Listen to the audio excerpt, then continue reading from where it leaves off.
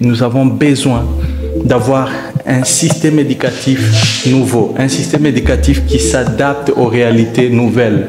Et j'ai aimé une vidéo que j'avais vue d'un Américain. Il avait montré comment, par exemple, de 1910 à aujourd'hui, les véhicules ont évolué. Les véhicules que les gens utilisaient à l'époque et aujourd'hui, c'est différent.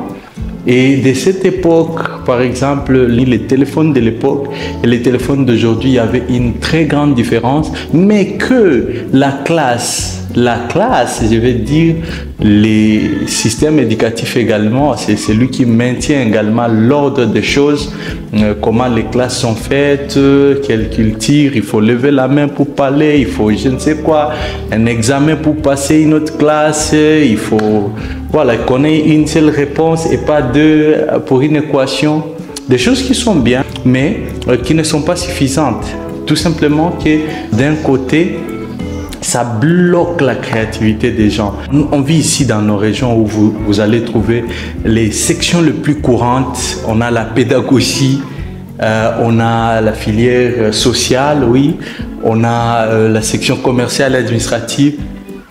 On a HP, c'est la pédagogie. Ce genre de choses. Biochimie. Avec des filières où les élèves n'ont jamais été dans un labo de toute leur vie, ni même jusqu'à la fin de leurs études, ils ont juste gobé des termes, des histoires comme ça. Je me demande pourquoi on ne peut pas réfléchir, fermer des filières qui ne sont là où on sait qu'il y a eu beaucoup de gens qui ont déjà été là-bas, qui ont été formés dans ça. Pourquoi ne pas créer des filières qui peuvent avoir plus d'opportunités, plus d'ouverture, des filières nouvelles, des filières qui seront adaptées. Vous voyez un peu là où ma réflexion part. Et tout ça, je colle ça dans les questions du système éducatif. Tout penseur conscient est déjà au courant qu'il faut développer une nouvelle manière de faire, un nouveau système éducationnel. Ensemble, vous serez d'accord avec moi que quand vous avez 50 enfants, est-ce que tous sont juste faits pour être soit pédagogues, soit social, soit... Et quand vous avez ces gens, comme Albert Einstein le disait, tout le monde, tout enfant, tout le monde est un génie.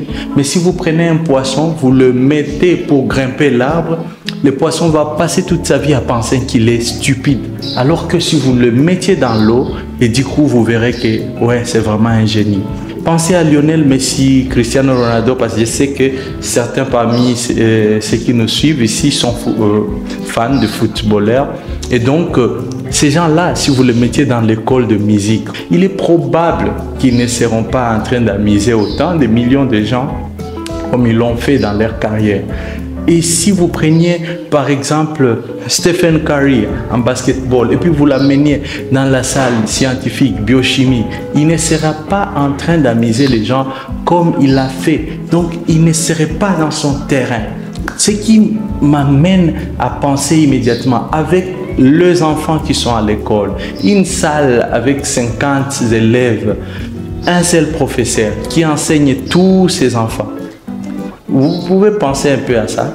Un seul professeur, avec sa matière, toute sa limitation, il est en train d'enseigner à 50 enfants. Le système éducatif a besoin d'être amélioré. Et aujourd'hui, les challenges que nous avons, nous tous, Africains, nous devons avoir des aspirations pour améliorer les choses, pour participer dans le développement, la croissance de notre économie à grande échelle, mais aussi dans le développement des technologies qui existent ou qui n'ont pas encore été implémentées. Donc, nous devons aspirer grand et être là en train de réfléchir sur comment on peut vraiment s'en sortir en tant que peuple, collectivement. Et quand je dis ça, je vois l'Afrique comme tout un pays, je ne parle pas d'un continent.